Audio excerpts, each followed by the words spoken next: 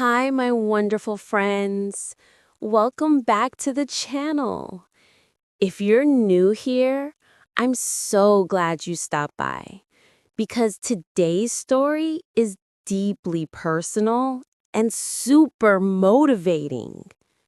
We're going to talk about something every English learner struggles with at some point: how to practice speaking English when you're completely alone. Sounds impossible, right? But trust me, it's not. In fact, it's exactly how I started my journey. Let me take you back a few years. My name is Lena, and I was living in a small apartment. I loved English. I loved the way it sounded in movies, in songs, in interviews. I wanted so badly to speak fluently and confidently. But here was my problem. I had no one to practice with. None of my friends spoke English. My family preferred French and Arabic. I felt stuck, just a girl in her room with a dream too big for her reality. One night, I sat in front of the mirror and whispered in broken English, "Hello, my name is Lena. I like tea."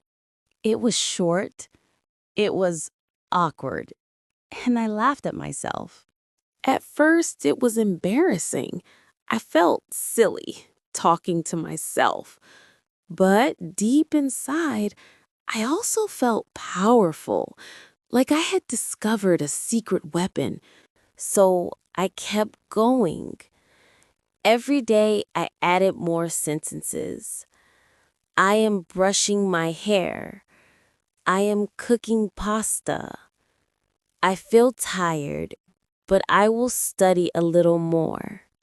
Simple, yes, but that's where confidence grows, from small, daily steps. Of course, it wasn't easy. Some days I wanted to quit. My pronunciation felt wrong. My sentences were too simple.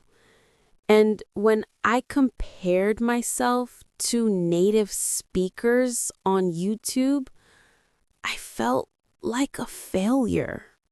But then I reminded myself, babies don't start speaking with perfect grammar either. They listen, they repeat, they make mistakes, and that's how they grow. So I decided to be like a baby learning again. Patient, curious, fearless. Mirror practice. Every night I spoke to my mirror for 5 minutes. Sometimes I shared my day. Today was busy. I went to the market. I bought apples. Other times I shared my dreams. I want to travel. I want to meet people from around the world. Thinking walks. I'd go for evening walks near the corniche and talk softly in English. Sometimes I just moved my lips, but it trained my brain to think in English, not translate. Shadowing, I copied actors from English movies. I'd pause after each line and repeat their words, tone, and rhythm. At first, I sounded funny, but after weeks, I noticed my accent improving. Spoken diary. Every night, I recorded my voice for 2 minutes on my phone. I'd say things like, "I felt nervous today, but I tried my best." Or I cooked couscous and it tasted delicious. When I listened weeks later, I could hear my progress. One surprising habit I loved was pretend phone calls. I'd walk around my room pretending I was speaking to a friend in English. "Hey, how are you?" "Oh, really? That's amazing. I watched a great movie last night." "Okay, talk later. Bye." It felt silly at first, but it worked.